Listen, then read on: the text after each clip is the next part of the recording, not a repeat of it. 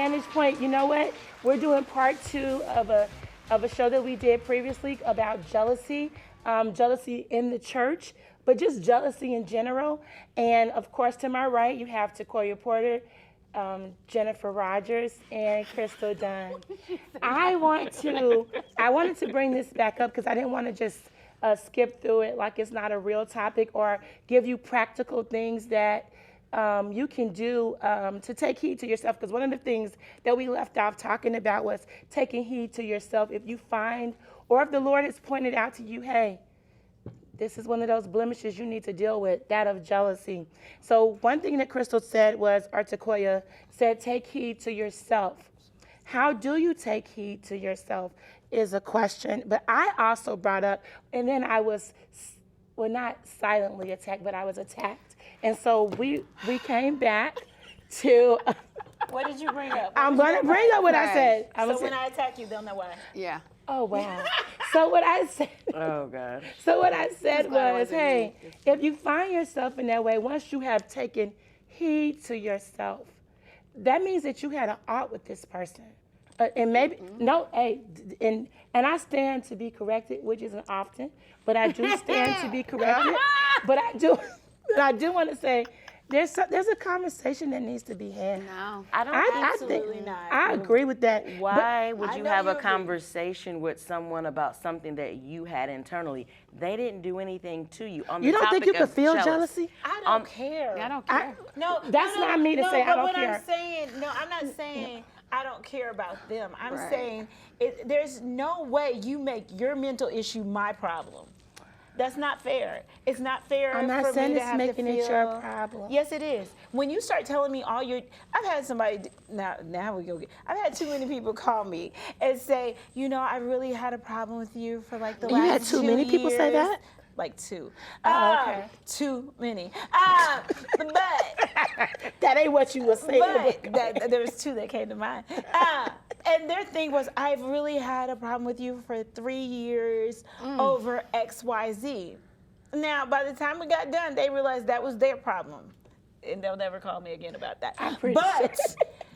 But it wasn't fair because now my mind got to process what you've been doing for 3 years that I wouldn't have changed it. It wasn't my fault. And it's like, what do you want me to do with this information? Right. What should I do with it? 100, they hate me. There's people walking around hating me. Exactly. In my mind. And now I think In everybody my mind, hates for no me because reason. they're fake. It does. It makes you feel attacked. And phony.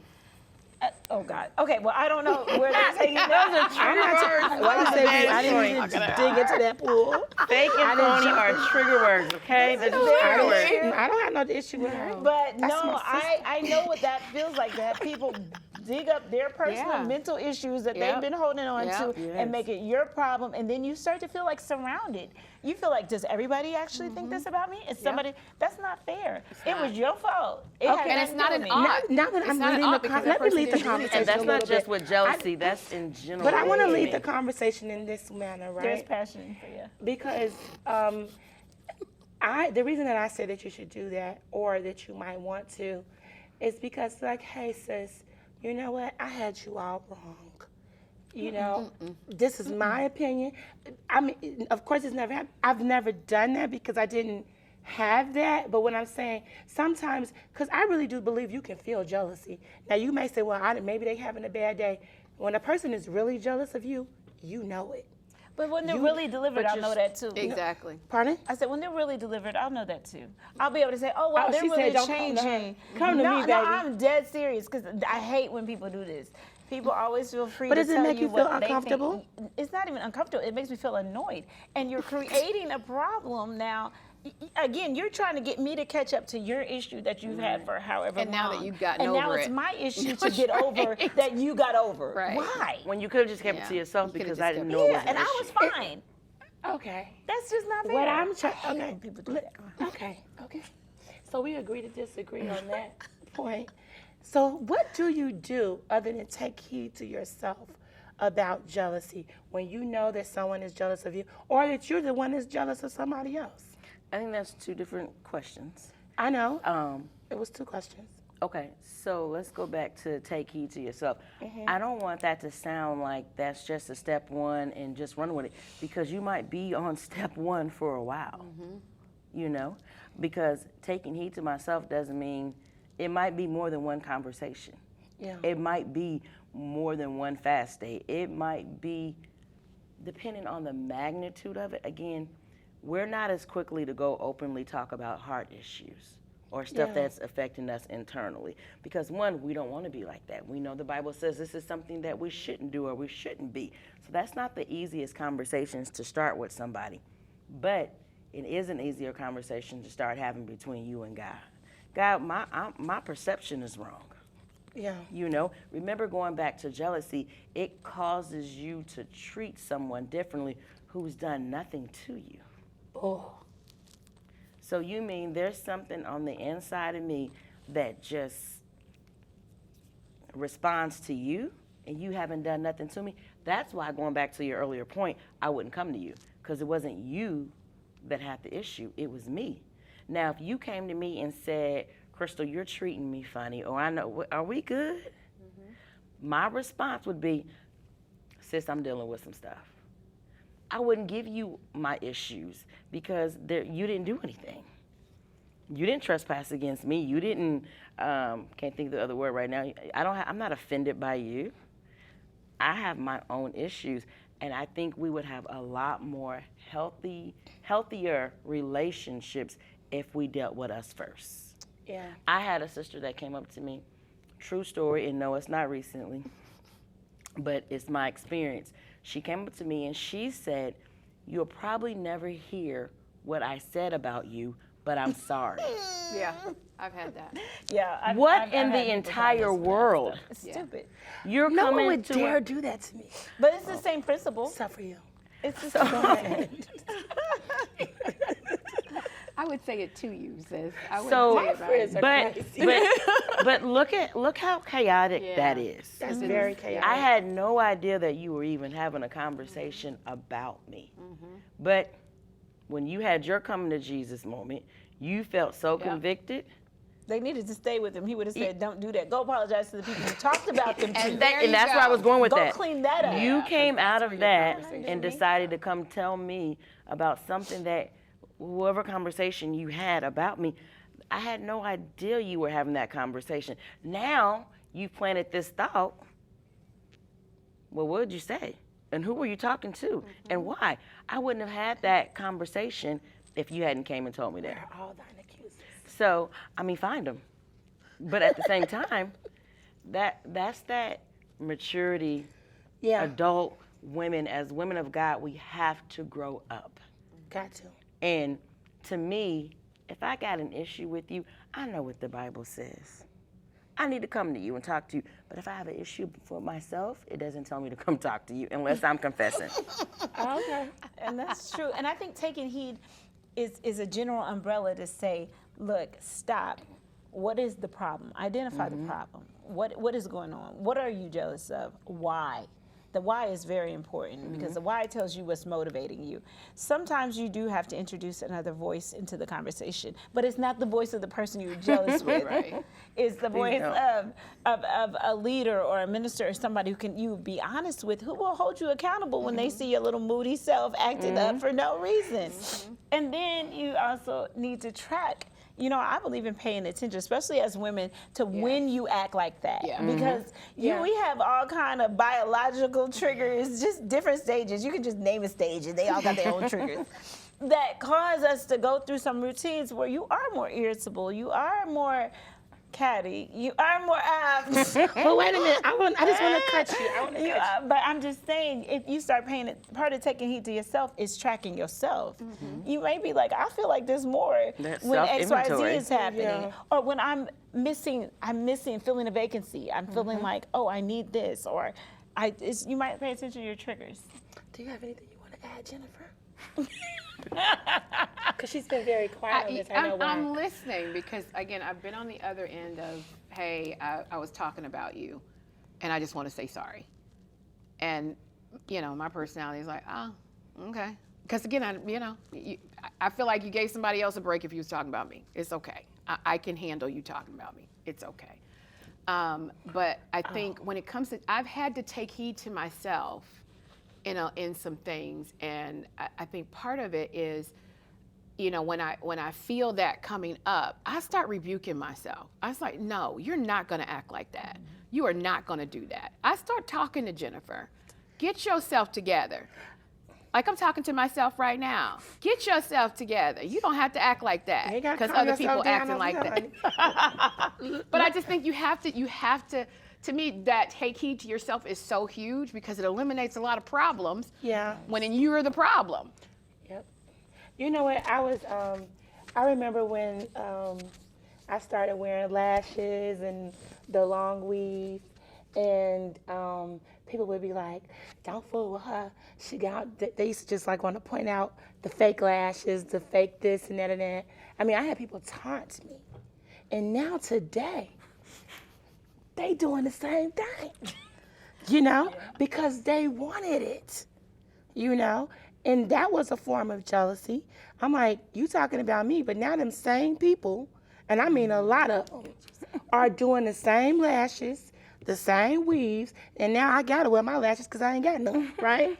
But my point is, like, people, it goes back to people are jealous of the perception, and they want it themselves. I don't know how you follow that up. Well, it's the Jump back truth, honey. if I can possibly piggyback off of that, I would say some people want your boldness. I'm not bold. So I'm not talking about just you in general, but again, Girl, leave me alone. it goes back to Jesus.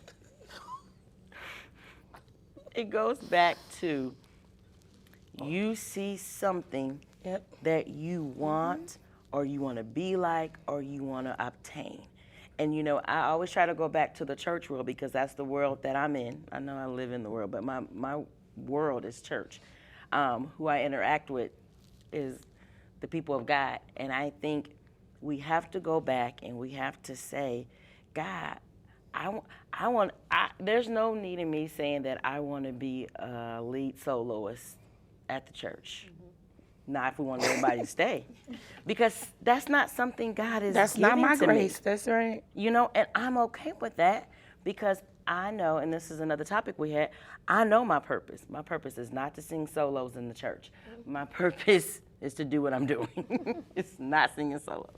But again, I'm making light of that, but it's those simple things that we're sitting back, and if you would just have a conversation with God, you would find out what it is He has for you. And that's not a quick conversation. That, again, is why I keep saying take heed to yourself. We need to pray. And we'll be right back after this.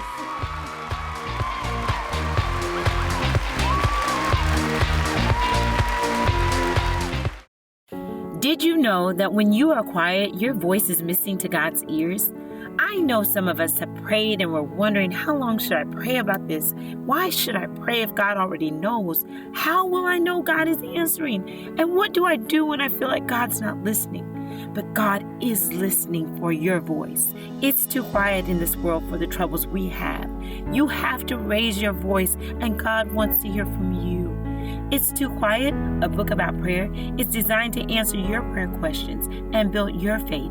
Visit presstopray.com. Disaster tips from the objects left behind.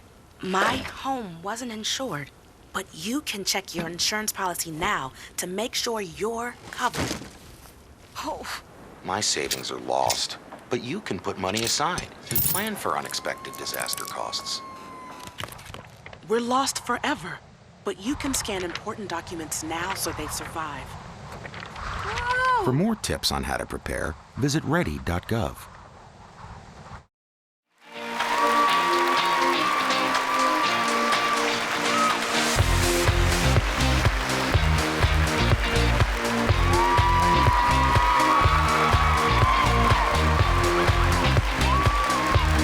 Welcome back to the Vantage Point where you don't know what you're going to get. Welcome back. Welcome back. We are talking about jealousy, what to do with it, why it's so common among women. And it's so different with men, you know, when you see it, well, when you learn of it, because they don't sit around and say, oh, man, I'm jealous of her. Or, you know, I just have never really seen it among men. But we want to, in this segment of our show, just to piggyback, let me just piggyback real quick. We were talking about taking heed to yourself, and Crystal was like, somebody needs to pray. Yeah, we need to pray, but there's some other stuff that you can do to help.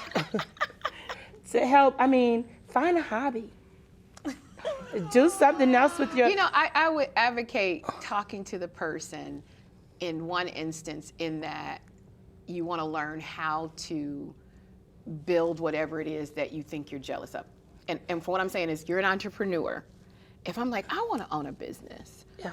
I would come have a conversation with you about that. Yeah. You know what I'm saying? And those are those things. What's the ins and outs of that? And try to learn about what it is you're jealous of. When you realize how much work it is and how much it goes into it, maybe it again help you feel differently, you know, about the situation sometimes. That would be the only time I would advocate having a conversation with the person from the position of learning something. Yeah. As opposed to me informing you that I'm having a mental breakdown. But I just, because I feel like, you know, sometimes if you have the conversation, it does release, like a pressure valve. It just kind of releases it, and you're not making it up. Yeah. You've got some real tangible things to actually hold on to, instead of just your own imagination. I went out to breakfast with a sister. I made the time and I did it, and we particularly did not like each other, or I didn't like her, because eventually it was because I knew she didn't like me for no reason, and I was like, okay, I don't like you either. So it was like, you know, but we had a conversation, and she ended up telling me that she used to didn't like me, and I was like, I said, I really want to know why. And she was like, I just thought that you thought you were better than people. And I was like, because I have long weave and lashes, you know, just to really lighten up the, you know, the atmosphere. Yeah. And I was like, you know, that cost to be able to have this type of maintenance. Well, I've been low maintenance a while now, but you know what I'm saying? You'd be like, you have high maintenance or whatever. I was like, I wish you would have told me that. I said, because now that I'm sitting here talking to you, I feel like we missed out on a lot. We could have been like really good friends. Now that I'm sitting here talking to her, and she agreed, but that was her own problem, right? But now it's like, but could I have been more intentional in trying to be her friend? I think I could have. See, and I think I could have. I mean, some people need different, like every friendship is different, right? Some friendships need more than others, if that makes any sense. But are we talking about friendship, or are we just talking about, because I can't compensate for what you're lacking inside. That's where I go. See, but I'm one of the people that would try. I wouldn't. Just depending on if I felt like it was And worth I think it's just years of that wears ministry, you years out. of service. I've learned you got to let God heal you, because I will never do enough. You will always be disappointed. There will be a call I don't answer. There will be a time I can't hang out. There will be a time I forget to invite you or something. And it's not intentional. I've just learned I can't feel a place, if they won't let God heal that place, I can't. They're not going to be content with what I do. And I really think contentment is part of the strategy to getting out of jealousy. Yeah. Because you learn, okay, whether I base or abound, Paul said in Philippians, and he didn't say it in that order, but what he would say when he said, whatsoever state, he's learned to be content. He's saying whether I have a lot or little, I've learned to settle and be happy where I am. And I believe that as you do that, if you work on your own contentment, then it's a lot easier to be settled. And you won't look for these, and this could go a whole different way, but this relationship that's pulling out of me something I can't give you. So that's just and again, that could go a couple of different ways.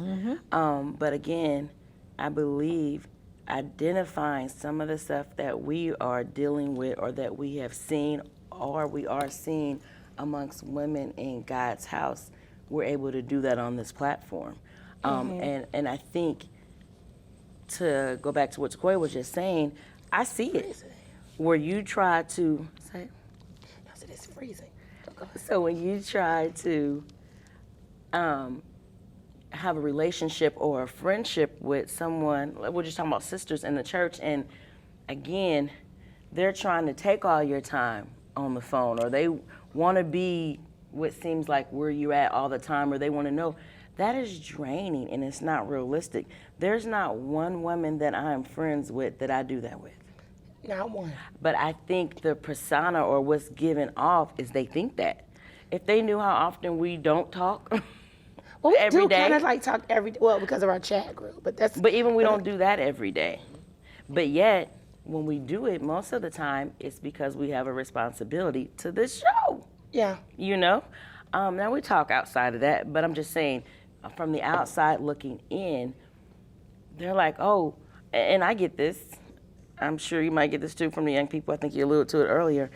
I want to hang out with you. I want to spend time with you. But you only say that when you see me at church. You know? You don't call me. You don't text me. You know, I'll use our First Lady. She hates to be called that. I've known Sister Harris since I was a little girl. If there was no turning point, I would still have a relationship with the Harris family because they were my family and my friends before we started Turning Point. But some of the things that have been said to me, based off of the relationship that they see, it's crazy. Where if you knew any of them, if you called and talked to them, they would call and talk to you too. It's not like I have monopoly on, well, I'm just using this lightly. It's a true story, but I'm using it lightly or loosely. I don't have a monopoly on Jennifer's time. If you want to get to know Jennifer, call her and hang out with her. Tread lightly. Why did I get attacked on this show? That's all I want to know. I'll go back to the Harrises. I'll go back to Sequoia. I'll go back to Sequoia. But what I'm saying You don't know what you ask of. I can't. you know, if I say, well, do you know when Sequoia's birthday is? You know, do you know what her favorite color is? Reason you don't know that is because you don't spend time with her or because you haven't invested in that relationship. It's not because you can't know that. And the whole reason I went that away with it is because, again, you get people that say, well, you're doing this with that person, you're doing that with this. They make time for me, you know, and not just on a surface level. And I think we have to be honest and say, I really don't want to be your friend. I just want to be associated with you. You know what? I made time for somebody and I regret it so bad. And I figure like, no, because like you said, it's just like, you know, I see why we never did. You know what I'm saying? That type of thing. I think I want to go back to contentment with your life. How do you learn to be content? I think it Especially in your 40s. It starts with a Later. level of gratefulness for where you are, who you are, what you bring to the table. You know, I'm a recent empty nester, and I've never been alone. Yeah.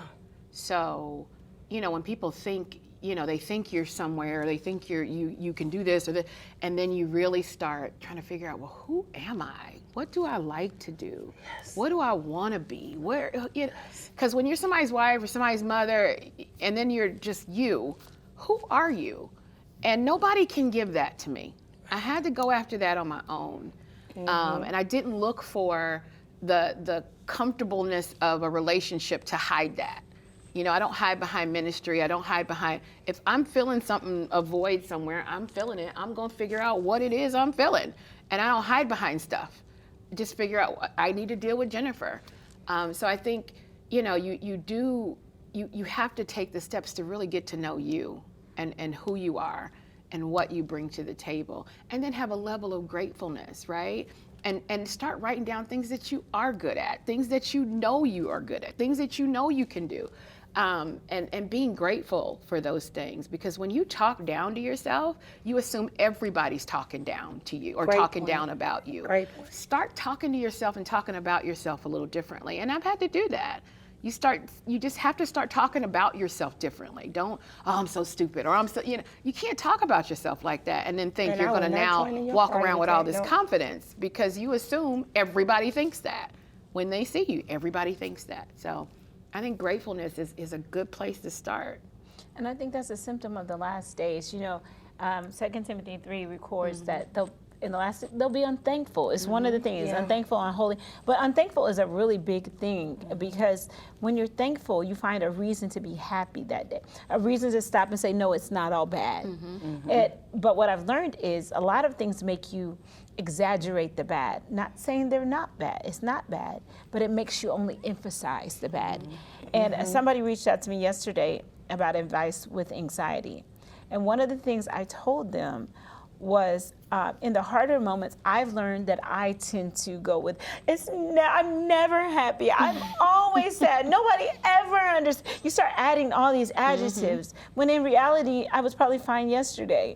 And, you know, my kids may have told me they love me this morning, but that doesn't feel good to remember this moment because it never happens and nobody cares. And so I've learned in those moments when I'm really trying to just go there because you want to have a pity party. Right. To start telling myself the truth. Well, actually, today nobody loves me. And what that